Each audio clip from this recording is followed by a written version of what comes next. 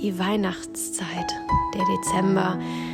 Keine andere Zeit des Jahres ist so sehr von Gegensätzen und Extremen geprägt wie diese Jahreszeit. Zum einen gibt es zu keiner anderen Zeit einen so hohen Konsumwahn wie zu dieser Zeit. Die Geschäfte sind voll wie nie und die Ansprüche von vielen extrem hoch. Und es ist gar nicht so einfach, die Wünsche und Ansprüche unserer Mitmenschen zu erfüllen und dabei sich selbst treu zu bleiben, seine eigenen Prinzipien hochzuhalten und sich nicht zu verlieren. Für sich selbst auszuloten, inwieweit man damit leben kann, vielleicht als geizig, lieblos oder ähnliches abgestempelt zu werden, weil man nicht den materiellen Wahn mitgeht. Und inwieweit man die materiellen Wünsche erfüllen kann, ohne sich selbst als ein Verräter vor sich selbst und seinen eigenen moralischen Grundsätzen zu fühlen.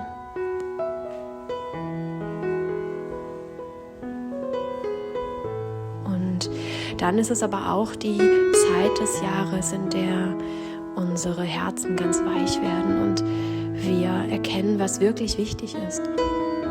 In dieser Jahreszeit wird so viel gespendet wie sonst nie das ganze Jahr. Und ich erinnere mich noch an früher, dass im Fernsehen, ich schaue heute überhaupt kein Fernsehen mehr, aber früher im Fernsehen immer diese ganzen Spendensendungen und Werbeanzeigen von Hilfsorganisationen und anderen Einrichtungen liefen, die zum Spenden aufgerufen haben für Menschen in aller Welt in Not. Zu keiner anderen Jahreszeit ist der Effekt und der Nutzen für diese Menschen so groß gewesen wie zu dieser Jahreszeit. Unsere Herzen sind weich und wir erkennen, was wirklich wichtig ist. Wir wollen, dass es jedem gut geht und dass keiner leiden muss, dass niemand Not verspürt, ganz besonders nicht an den Feiertagen. Viele spenden auch an die Gemeinden hier, an Kinderheime und Kirchgemeinden, die bedürftigen Menschen ein Weihnachtsmahl spendieren oder auch ein kleines Geschenk. Auch da gibt es sehr viel Bereitschaft, weil wir alle auch erkennen, dass Leid da ist und dass Not da ist und was wir eigentlich alle wirklich brauchen. Diese Gegensätze, die leben in uns in dieser Jahreszeit und es ist gar nicht einfach, mit diesen Gegensätzen zu leben.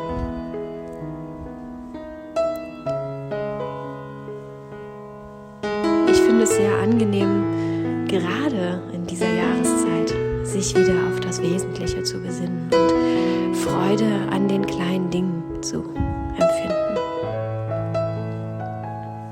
Tatsächlich fällt es mir in dieser Jahreszeit ganz besonders leicht, denn schon die Kuschelsocken, die ihr eben am Anfang gesehen habt, die lösen bei mir sehr viel Freude aus. Es sind wunderbar weiche Wollsocken, die meine Füße ganz weich umschmiegen und ich liebe dieses Gefühl und ich bin dankbar, solche tollen Socken tragen zu dürfen. Ich bin dankbar für die Wärme, die ich in meinem Heim haben darf, auch wenn es hier nicht so warm ist und ich es hier nicht überheize, aber ich bin dankbar, dass ich Wärme habe und nehme sie nicht als Selbstverständlichkeit hin. Gerade dieses Jahr mit unserer Energiekrise auch gar nicht so weit weg.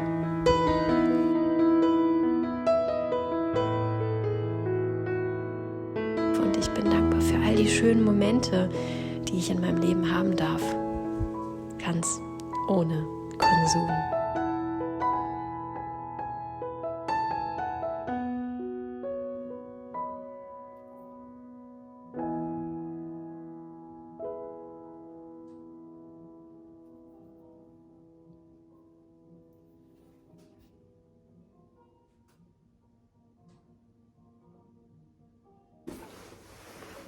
Hallo ihr Lieben, Herzlich willkommen bei diesem Video in dieser Woche.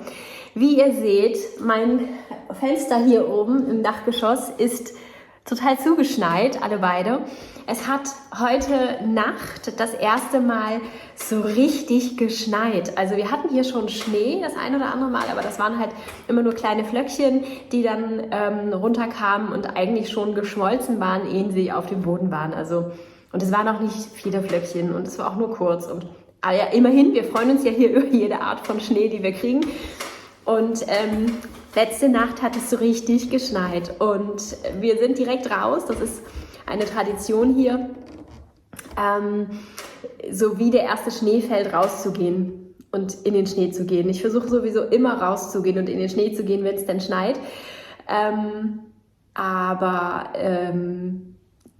Besonders der erste Schnee, der ist immer so sehr magisch hier. Und das haben wir dann tatsächlich auch gemacht. Und als wir losgingen, war es noch so ein bisschen Schneeregen und gar nicht so viel Schnee. Aber ich dachte, hey, falls diesen Winter kein Schnee mehr kommt, geh mal lieber, nicht, dass du es verpasst hast. Und dann wurde es immer mehr. Wir sind irgendwie, weiß gar nicht, 2 Stunden draußen gewesen. Und als wir wieder reinkamen, war es noch so, ach, wollen wir schon reingehen? Eigentlich schneit es noch so schön. Und als wir drinnen waren, die Jacke ausgezogen haben und nochmal rausgeguckt haben, war der Schnee schon quasi wieder vorbei. Also wir haben vielleicht so 3 Minuten Schnee verpasst. Wir haben also wirklich das Schneegestöber mitgenommen. Ich wollte euch auch gerne ein Video davon drehen, aber es war halt wirklich noch sehr nass. Also gerade weil es am Anfang auch sehr nass war und das ist auch noch nicht so wirklich liegen geblieben. Es war dann zwar so eine zarte, schöne Schneedecke drauf, aber es war insgesamt auch noch eine sehr nasse Angelegenheit. Und das ließ sich nicht so gut filmen.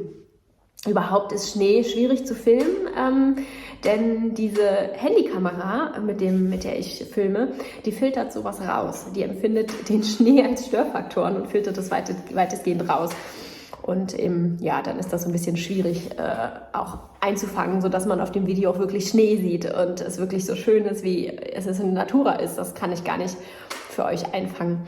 Ja, und jetzt hat es heute Nacht dann nochmal ein bisschen geschneit. Heute Morgen war wieder alles weg. Und jetzt hat es in den letzten Stunden so dolle geschneit, dass die Fenster hier zu sind. Auf der anderen Seite auch. Und es ist auch richtig schön. Ich möchte auch gleich unbedingt noch einen großen Schneespaziergang machen. Es war richtig so dicke Flocken, so ein Schneegestöber. Ja, ihr merkt schon, ich mag Schnee total. Und wir haben hier immer so wenig und so selten Schnee. Aber er wird auch jetzt nicht liegen bleiben. Es ist dann doch noch nicht lange genug, kalt genug. Aber die nächste Zeit soll es auch tagsüber gar nicht in den Plusbereich gehen. Und wenn es dann nochmal schneien würde, ihr merkt schon, ich hoffe so ein bisschen auf Schnee im Dezember und vielleicht sogar Halleluja, weiße Weihnachten. Na, schauen wir mal. Also, ich bin von dem Schnee ganz beseelt und eigentlich ist das schon mein Highlight der Woche. Aber ich möchte noch eins draufsetzen, das leider auch irgendwie so ähnlich ist und das kommt mir immer... Also es wirkt immer so, als würde ich das alles so planen, dass das so schön zusammen... Boah, ey. Entschuldigt die Unterbrechung. Während ich dieses Video hier für euch gedreht habe, war oder ist dieser bundesweite Probealarm, den ich nicht auf dem Schirm hatte. Und war hier gerade im Nachhinein sehr lustig, aber wir haben uns mächtig erschrocken, denn ich nehme ja mit dem iPhone auf und da ploppte gerade irgendwie so ein mega Pop-up auf, irgendwas mit Alarm und das machte ein Wahnsinnsgeräusch. Mein Telefon ist immer auf lautlos, also mein Telefon gibt nie Geräusche von sich, egal was los ist, auch nicht, wenn jemand anruft oder sowas. Und insofern hat mich das erstmal schon echt erschrocken. Ist auch ein sehr unangenehmes Geräusch gewesen. Vielleicht habt ihr es auch gehabt. Wenn ihr das Video seht, dann könnt ihr mir das ja gerne mal in die Kommentare schreiben. Und ich habe so eine Apple Watch und die brummte auch und piepte auch. Die gibt eigentlich auch keine Geräusche von sich. Und da war auch irgendwie so ein riesen Alarmsignal-Dings da drauf. Und unten kamen die gleichen schrecklichen Geräusche. Und liegt halt daran, dass ich ja hier nicht alleine im Haus bin und hier auch noch Menschen sind, die mobile Geräte haben. Und irgendwie hat wohl auch alles geklingelt, wohl auch die iPads. Und es war auf jeden Fall im ganzen Haus ein Wahnsinnsalarm. Ich habe mich einfach zu Tode erschrocken. Und meine beiden Männer, beziehungsweise einer meiner Männer ist auch da. Der kam aus der Dusche gerannt und hat sich auch zu Tode erschrocken. Weil er die Geräte nicht mit in der Dusche oder im Badezimmer hatte, sondern sie auf dem Flur lagen. Sehr lustig gewesen im Nachhinein, aber im ersten Moment habe ich mich wirklich zu Tode erschrocken. Und dabei hat er auch die Videoaufnahme leider gestoppt, deswegen gibt es diesen unschönen Cut dazwischen. Also, weiter im Text. Es könnte immer so wirken, als wenn ich das so planen würde, dass das eine mit dem anderen irgendwie zusammenfällt und ja, es irgendwie daran liegt, dass ich das vorher schon plane, dass das thematisch alles zueinander gehört. Und das ist aber echt wirklich nicht so. Es passt einfach dann immer irgendwie so. Und da möchte ich dann als weiteres Bonbon der Woche, was mir die Woche so unglaublich verschönert hat, meine Winterjacke anbringen. Letzte Woche habe ich meine Regenjacke angebracht und diese Woche meine Winterjacke. Aber hey, so ist es, ehrlich und authentisch erzähle ich euch, was mir die Woche versüßt hat und verschönert hat und mich durch die Woche getragen hat. Und das ist meine Winterjacke, Herrgott nochmal. Ich habe eine ganz alte Winterjacke, die schon sehr, sehr, sehr alt ist. War eine sehr gute Jacke, eine sehr hochwertige und die durfte auch gerne so lange aushalten. Jetzt ist sie tatsächlich einfach nicht mehr warm. Da ist so eine Art Feder-Irgendwas-Füllung drin und die macht es einfach nicht mehr. Es ist jetzt eher... es ist eine ganz kalte Angelegenheit. Als Winterjacke geht die nicht mehr durch. Und ich habe mich die letzten Jahre so ein bisschen umgeguckt nach einer neuen Jacke, habe aber nicht so recht das Richtige gefunden und ja, dachte, dann trage ich die eben noch und habe einfach noch was drunter gezogen irgendwie und es ging so. Ich habe mich da noch so durchgeschummelt, aber eigentlich brauche ich schon ein ganzes Weilchen eine Winterjacke. Und ja, letzte Woche haben wir durch Zufall eine Jacke gefunden. Von der gleichen Marke, von der ich auch die Regenjacke habe. Da war gerade durch Zufall so ein Fabrikverkauf hier direkt bei uns. Ich erzählte ja, dass das ein Unternehmen, eine Firma aus Hamburg ist und ja, da war dann gerade irgendwie ein paar Tage später, nachdem ich die Regenjacke hatte, dann der Fabrikverkauf und da habe ich dann einfach auch eine Winterjacke gefunden, so eine richtig dicke, warme, kuschelige Winterjacke, die nicht unbedingt die schönste ist, aber sie ist funktional, sie ist sehr, sehr warm, sehr, sehr kuschelig, ich fühle mich sehr geborgen und wohlbehütet in dieser Jacke und ja, sie ist schlicht und dunkel und ich finde das Innenfutter nicht so schön, aber das sehe ich nicht und ich bin da nicht so. Mir ist es vor allem wichtig, dass sie warm ist. Und es war halt, ja, ich hatte 2 Jacken zur Auswahl und diese ist es geworden. Und ich trage sie jetzt ja schon ein paar Tage diese Woche und ich bin super glücklich mit ihr. Wirklich sehr glücklich. Noch glücklicher als mit der anderen Jacke, die ich vor vielen, vielen, vielen Jahren mal gekauft habe ich weiß gar nicht, vor 10 Jahren oder so. Also die hat wirklich ganz, ganz lange mitgemacht. Und ich bin mit dieser noch sehr viel glücklicher. Und es fühlt sich ganz, ganz toll an. Und das ist einfach sehr schön gewesen, jetzt bei der Kälte draußen und bei der Nässe draußen gut eingepackt zu sein. Die Dankbarkeit zu empfinden für eine gute Kleidung, für gute Wärme, für Schutz, ja, wie soll ich es erklären, ist tatsächlich etwas, das wahrscheinlich ganz selbstverständlich genommen wird. Und es ist nicht so, dass ich die letzten Jahre gelitten habe, weil ich keine guten Jacken hatte. Ich habe das gar nicht so ganz dolle wahrgenommen. Mir war schon klar, ja, ich habe keine Regenjacke, ich habe auch immer mal danach geschaut, aber ich hatte nicht so den Anspruch für mich selber, so warm eingepackt und so weiter zu sein.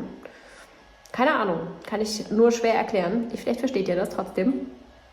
Und jetzt bin ich gut ausgestattet mit Jacken und ich freue mich. Ich freue mich jedes Mal, wenn ich rausgehe. Und wenn ich rausgehe und gucke raus und denke, oh, es regnet oder jetzt, es schneit, dann ist es eher so wie dieses, oh ja, weil ich in meiner Jacke gut eingepackt bin und nicht friere, egal wie. Und das Einzige, was ich jetzt noch brauche, sind Handschuhe. Die sind nämlich auch schon ein paar Jahre überfällig. Habe mich da immer noch so mit meinen alten Handschuhen hingeschummelt, aber das merke ich jetzt, die sind wirklich nichts mehr. Die sind so dünn und so kalt, da kann ich im Prinzip auch einfach keine anziehen. Also Handschuhe brauche ich noch. Ansonsten ja, ist das tatsächlich eine große Freude und ich bin wiederum auch sehr fröhlich dankbar, dass ich so eine Dankbarkeit empfinden kann für eine Winterjacke und das für mich so besonders und so schön ist.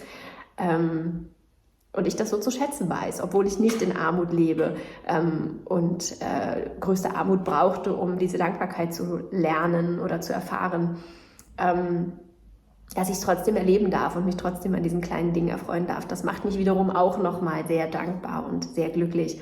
Tja, das sind so die Dinge, die mich in der letzten Woche beschäftigt haben. So, jetzt ist dank der Unterbrechung dieses Nachspannvideo auch extrem lang geworden. Sorry. Und schreibt mir doch bitte gerne, wie ihr diese Warnsituation erlebt habt. Das würde mich super interessieren. Genau. jetzt gehen auch gerade noch Sirenen los. Diese Sirenen. Kennt ihr das? Ich weiß nicht, ob das in eurem Ort auch ist. Hier ist immer samstags um 12 ist immer so ein Probealarm irgendwie, der hier immer, ich weiß gar nicht, von wo das kommt. Also nicht auf den Mobilgeräten, sondern noch tatsächlich irgendwie draußen. Und jetzt gerade geht hier der Alarm los. Einige Minuten, 10 Minuten, nachdem der eigentliche Alarm stattfand. Naja, wie auch immer. Macht es gut. Schreibt mir super gern, wie es bei euch so war und wie ihr diesen Schockmoment erlebt habt oder wart ihr darauf vorbereitet und wart nicht geschockt. Ich freue mich super von euch zu hören. Also, ciao.